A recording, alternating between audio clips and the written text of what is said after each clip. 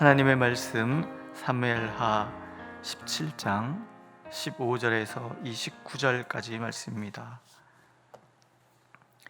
한 절씩 교독하겠습니다.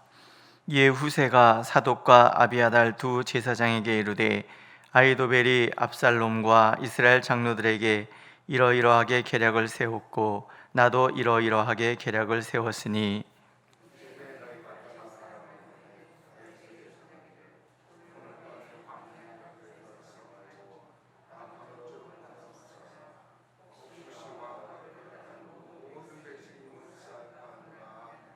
그때 요나단과 아히마아스가 사람이 볼까 두려워하여 감히 성에 들어가지 못하고 에느로겔가에 머물고 어떤 여종은 그들에게 나와서 말하고 그들은 가서 다윗 왕에게 알리더니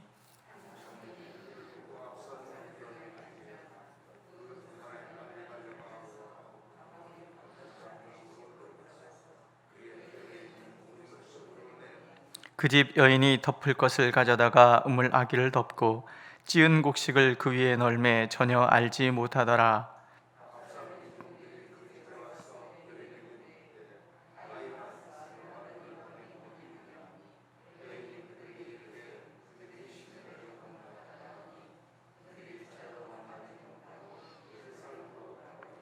그들이 간 후에 두 사람이 우물에서 올라와서 다윗 왕에게 가서 다윗 왕에게 말하여 이르되 당신들이 일어나 빨리 물을 건너가소서. 아히도벨이 당신들을 해하려고 이러이러하게 계략을 세웠나이다.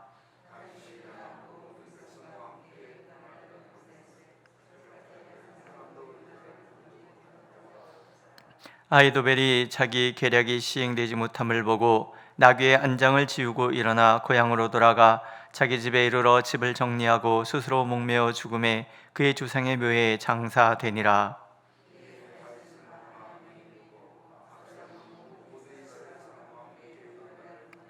압살롬이 아마사로 요압을 대신하여 군지휘관으로 삼으니라.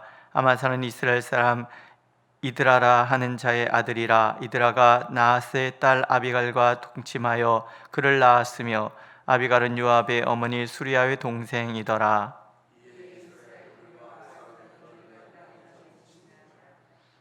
다윗이 마하나임에 이르렀을 때에 암몬 족속에게 속한 라파 사람 나하스의 아들 소비와 로데발 사람 암미엘의 아들 마길과 로글림 길르앗 사람 바르실레가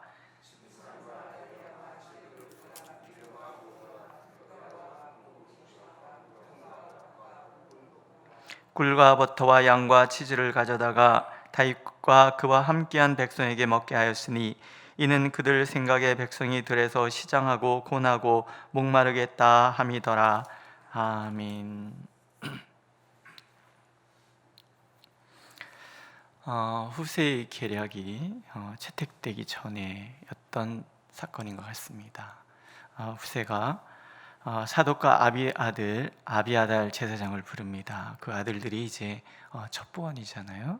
그래서 그들을 다윗 왕에게 보내서 빨리 강을 건너가게 하라 이렇게 얘기합니다. 만약에 아히도벨의 그 기습 전략이 채택이 된다 그러면 강을 건너지 못했을 때 큰 낭패를 당할 것을 알았기 때문에 염려해서 그러는 거죠. 후세가 사독과 아비아달에게 이야기를 전하면 이제 그들은 여종에게 전하고 여종은 요나단과 아히마아스에게 전하는 구조로 첩보 활동이 이루어집니다. 이 또한 하나님께서 지키시고 또 이루어지도록 만들어 가시지요. 오늘 이야기에 등장하는 사람들은 신실한 사람들입니다. 먼저 후세라는 사람, 또 사독 아비아달 제사장이 하나님 앞에 쓰임을 받잖아요.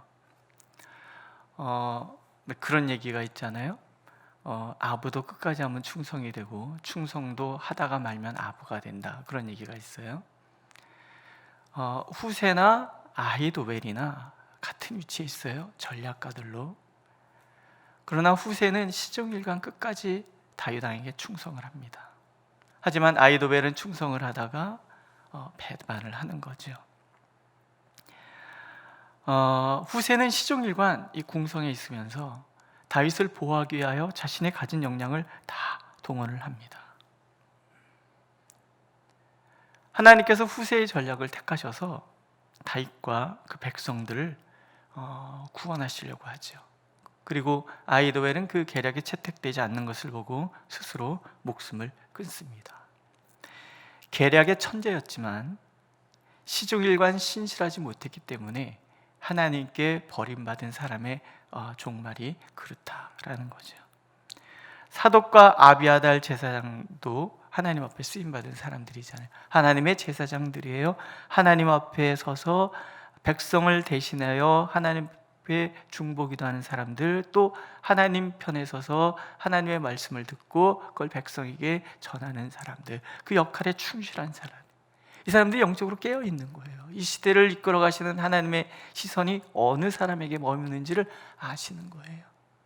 누가 하나님께서 택하신 왕인지 정확히 아는 그 사람들. 그래서 그들은 다윗에게 그들이 협조한다라는 이야기를 들으면 압살롬에게 죽음을 당할 거예요. 그러나 견디는 거예요. 죽음을 각오하고 다윗과 다윗에게, 그 백성들에게 또 하나님께 충성을 다하는 거죠. 시대의 흐름에 야합하지 않습니다. 온 백성들이 다 압살롬을 추종한다 해도 그들은 제사장으로서 하나님 편에서 하나님이 원하시는 것이 무엇인지를 알고 그것을 실천해 갔던 그런 신실한 사람들이, 하나님께서 그 보답으로 사독 가문을 영원히 제사장 가문으로 삼잖아요. 또 세 번째 등장하는 사람은 이름 모를 여인이, 어떤 집 어떤 여인, 여정도 그렇잖아요. 어떤 여정, 그러니까 이름도 알려지지 않은 그런 사람이에요.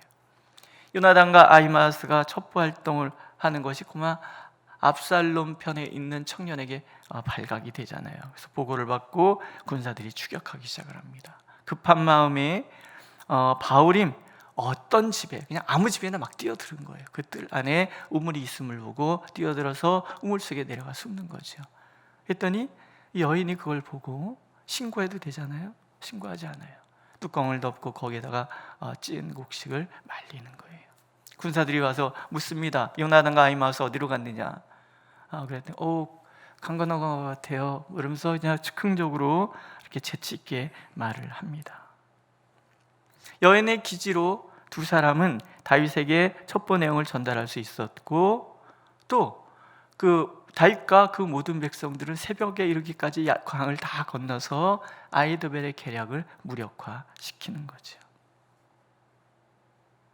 급하게 뛰어든 집이 다윗의 충실한 여인이 산다. 우연이겠습니까? 운이 좋아서? 우리들의 말대로 아니죠. 우리는 운이 좋다라는 말 절대 쓰면 안 됩니다. 하나님의 인도하심, 하나님의 섭리인 거죠. 이스라엘은 이런 사람들이 이끌어가는 거예요. 우리 사무엘서 전체를 잘 한번 보세요. 이름이 드러나지 않는, 또는 이름이 아주 소박한 그런 여인들, 그런 사람들을 통해서 하나님께서 일을 하신다라는 거예요. 사실 한나도 그런 여인이었고, 또 엘리 제사장의 며느리도 그런 사람.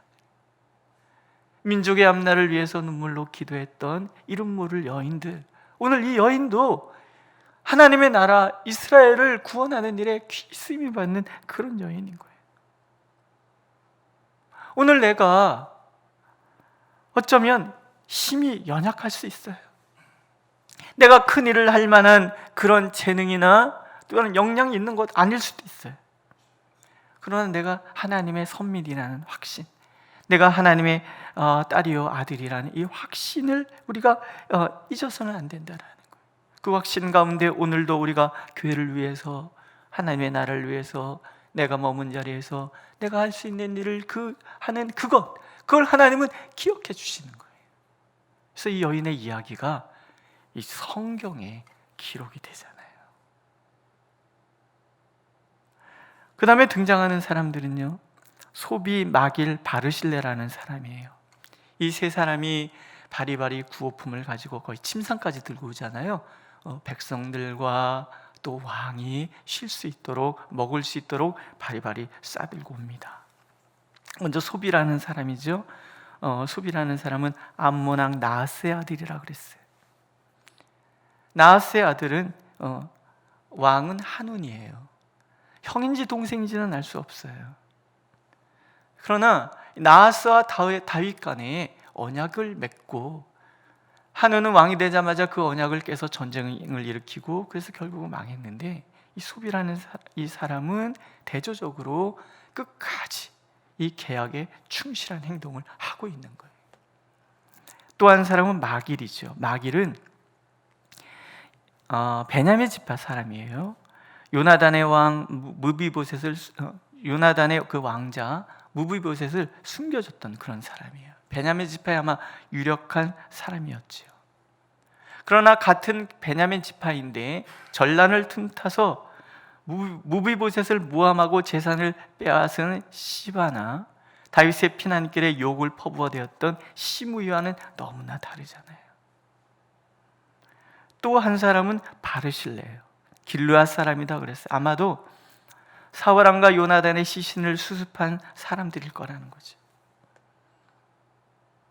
사울왕과 요나단의 시신이 성벽에 못 박혀 있을 때 군사들과 함께 가서 데려다가 장사를 잘 지낸 그런 사람들. 암몬이 침략해들었을 때 사울이 그들을 구해준 것에 대한 그 은혜를 잊지 않았던 사람들인데, 이들은 또한 하나님께서 다윗 왕을 세우니 하나님의 뜻에 순복해서 다윗 왕에게 끝까지 충실했던 그런 사람들이에요. 무엇은 대가를 바라거나 그러지 않아요. 오직 인애와 충성된 그 마음 하나로 하나님의 나라, 하나님께서 세우신 왕을 섬겼던 그런 사람들. 하나님은 두 가지를 보여주시는 거예요, 다윗에게. 하나는 다윗을 위로해 주는 거죠. 이런 전란 속에서도 다윗을 지지하는 사람들을 통해서 하나님의 손길이 영원히 나를 떠난 것은 아니구나, 이런 생각을 하나 가르쳐 주고요. 그 다음에 또 하나는 다윗조차도 사실은 하나님 앞에 시종일관 신실한 게 아니었잖아요. 지금 이 난리를 겪는 것도 다윗이 하나님 앞에 신실하지 못한 값을 지금 치르고 있는 거예요. 왕인 다윗조차도 하나님 앞에 신실하지 못한데, 이름 모를 여인, 이 사람들, 아무 사심 없는 이 사람들, 시종일관 신실하게 하나님과 그 백성들과 왕을 섬겼던 이 사람들을 통해서 다윗을 넌지시 책망하는 거죠. 다윗 어떠냐? 다윗은 그 밤에 또 하나님 앞에 회개하지 않았겠습니까? 눈물이 그냥 수돗물같이 쏟아지는 사람이 됐으니까. 하나님께서 일하시는 사람은요, 시종일관 신실한 사람들이라는 거예요. 시대에 야합하는 사람들은 당장은 잘 되는 것 같지만 만군의 여호와께서 함께 하시지 않는 사람은 영원히 멸망하고 만다는 것을 하나님 이렇게 보여주시는 거예요. 시종일관 신실했던 사람들이 실질적으로 하나님께서 사랑하셨던 사람들이라는 거예요. 왜냐하면 하나님이 그러신 분이잖아요. 어제나 오늘이나 영원토록 통일하신 하나님, 한 번 사랑한 사람 끝까지 사랑하시는 하나님. 우리 찬양 가사 중에서 멈출 수 없는 사랑, 끊을 수 없는 사랑으로 함께 하시는 하나님의 그 성실하심. 오늘 우리가 살아가는 것은 하나님의 이 변함없는 성실함, 이것 때문에 오늘 우리가 살아갈 수 있다라는 거예요. 성실하신 하나님, 신실하신 하나님이시기 때문에 하나님께서 좋아하시는 사람, 사랑하시는 사람, 함께 일하시기를 원하시는 사람들도 그래서 신실한 사람이에요. 이들의 활약 때문에 다윗이 반격의 기회를 잡고 그래서 전쟁에서 승리하고 잃어버렸던 왕자를 다시 찾잖아요. 이런 모든 과정을 겪은 다윗이 시편 37편에 이렇게 고백을 합니다. 여호와를 의뢰하고 선을 행하라. 땅에 머무는 동안 그의 성실을 먹을거리로 삼을지어다. 여호와께서 사람의 걸음을 정하시고 그의 길을 기뻐하시나니 그는 넘어지나 아주 엎드러지지 아니함은 여호와께서 그의 손으로 붙드심이로다. 내가 어려서부터 늙기까지 의인이 버림을 당하거나 그의 자손이 그의 자손이 복을 받는도다. 여호와께서 정의를 사랑하시고 그의 성도를 버리지 아니하심이로다. 이런 고백을 하는 거예요. 하나님이 성실하시기 때문에 우리 또한 하나님의 성실하심을 우리 식물로 삼는 거예요. 그러면 하나님께서 우리의 걸음을 정하시고 그 길을 인도해 주시는 거예요. 항상 신실하게 변함없이. 오늘도 하나님께서는 그 하나님의 성실함을 본받는 사람들을 찾고 계십니다. 내 이름이 알려지지 않는다 할지라도, 큰 일을 맡은 것은 아니라 할지라도, 어쩌면 나에게 불이익이 찾아올 수 있을지도 모르지만, 그러나 그 하나님을 의지해서 그 하나님의 성실하심을 나의 성실함으로 삶아 하나님 앞에 신실하면 다윗의 고백처럼 버림을 당하거나 그 자손이 복을 받지 못하는 법이 없는 영원한 하나님의 복에 충만한 삶을 살게 되리라. 오늘도 하나님은 그렇게 약속하고 계십니다. 기도하겠습니다. 신실하신 하나님께서 오늘도 신실하신 사람들과 함께 일하시며 그들의 삶을 통해서 영광 받으신 줄로 믿습니다. 주님, 오늘 우리가 주님 앞에 신실하게 하소서. 시종 일관 하나님의 뜻을 가슴에 품고 연약하지만 그렇게 주님의 길을 걸어가는 우리 모두가 되도록, 그래서 하나님의 영광의 도구로 우리의 무력한 힘을 헌신할 수 있도록 하나님 우리를 인도하여 주옵소서. 예수님의 이름으로 기도드렸습니다. 아멘. 하늘에 계신 우리 아버지, 아버지의 이름을 거룩하게 하시며 아버지의 나라가 오게 하시며 아버지의 뜻이 하늘에서와 같이 땅에서도 이루어지게 하소서. 오늘 우리에게 일용할 양식을 주시고 우리가 우리에게 잘못한 사람을 용서하여 준 것 같이 우리 죄를 용서하여 주시고 우리를 시험에 빠지지 않게 하시고 악에서 구하소서. 나라와 권능과 영광이 영원히 아버지의 것입니다. 아멘.